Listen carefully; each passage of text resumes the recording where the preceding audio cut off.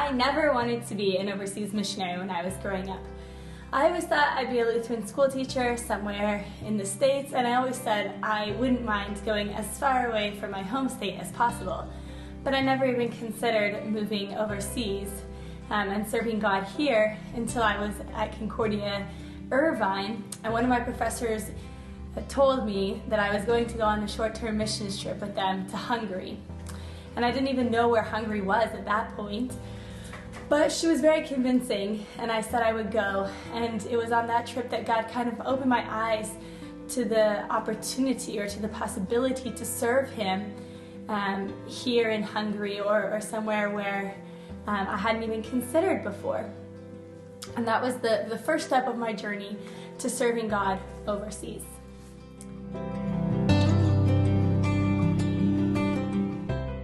Now I serve in Hungary. I serve in Győr, Hungary, which is in the northwest corner of the country. And my ministry looks a little bit different every day. When I first started serving here around 12 years ago, I taught English as a foreign language in one of the Lutheran schools here. I taught students from the 5th grade to the 12th grade, and I had a youth group that met once a week. Currently, I'm not teaching in the school, but my youth group still meets, and I've also expanded my ministry to include a group for moms with young kids, which is our MOPS group. We also now have English language worship, which meets once a week. And I'm really happy as I see opportunities to serve God in different ways that I can plug in and I can meet those needs in the community.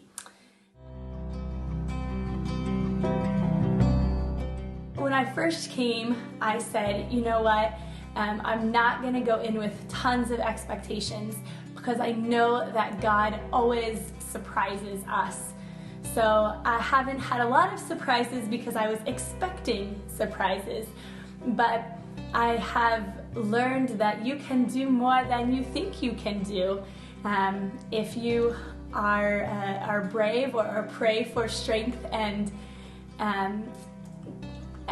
try to do something that might seem way out of your comfort zone. Like, for example, I always thought I was really bad at learning languages. I never really could learn a language very well, but then when I moved here and I really tried and I started to listen and I started to understand how language works, I've learned Hungarian quite well, and that was a big surprise for me. And I just think things that you do by yourself that you wouldn't even think you needed to do, like buying a train ticket or traveling or getting on a bus or asking someone for help. These are all things that are difficult to do in a place where you don't understand the culture or the language, but it is surprising, and you can do it, and you can learn several things or lots of things as you go.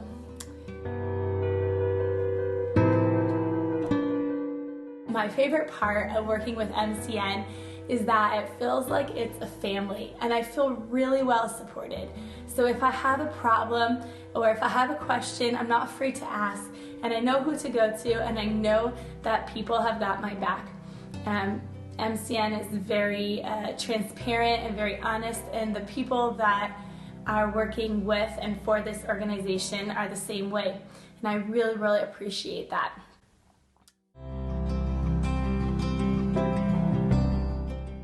If you are interested in serving God overseas, I would definitely recommend that you go on a mission trip somewhere, be it for 1 or 2 weeks or leave in a little bit longer. Yeah, it's not the same as living here long term, but you do get a little taste of what life is like in a different place and what serving God might be like overseas. Right now, of course, we can't travel as easily, so just if you look around in your community and see some places to serve that you might have disregarded before, maybe with different people groups than you usually hang out with, or doing different things than you would normally do, try it. Get out of your comfort zone a little bit and see what you can learn and see how you can serve. Most importantly of all, as we go about our day, see how we can share Jesus with those around us.